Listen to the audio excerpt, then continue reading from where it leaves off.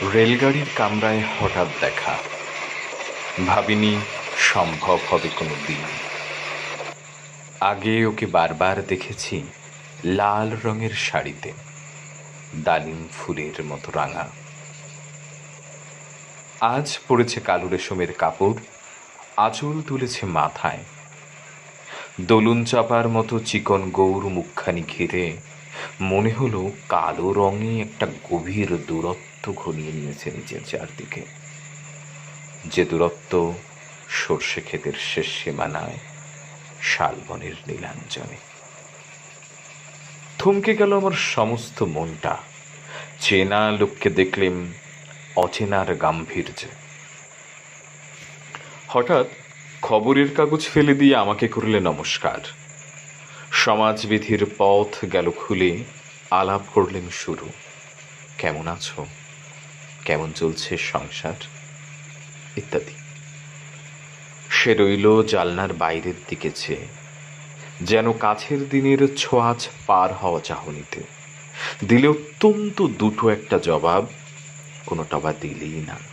বুঝিয়ে দিলে হাতের অস্থিরতায় কেন সব কথা, এর চেয়ে অনেক ভালো চুপ করে থাকা। আমি ছিলাম অন্য বেঞ্চিতে ওর সাথীদের সঙ্গে। একসময় আঙুল নেড়ে জানালে কাছে আসতে, মনে হলো কম সাহস নয়। বসলুম ওর এক বেঞ্চিতে। গাড়ির আওয়াজের আড়ালে বললে মৃদু স্বরে, কিছু মনে করো না। সময় কোথা সময় নষ্ট করবে? আমাকে নামতে হবে পরের স্টেশনে। দূরে যাবে তুমি, দেখা হবে না আর কোনো দিনই। তাই যে প্রশ্নটার জবাব এতকাল থেমে আছে, শুনবো তোমার মুখে। সত্য করে বলবে তো? আমি বললেন বলবো।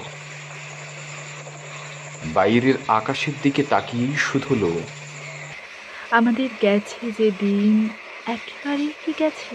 কিছুই কি নেই বাকি? একটু রইলেন চুপ করে।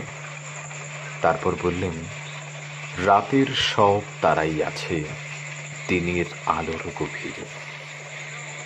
খটকা লাগলো, কি জানি বানিয়ে বললেন নাকি। ও বললে, থাক, এখন যাও ওদিকে।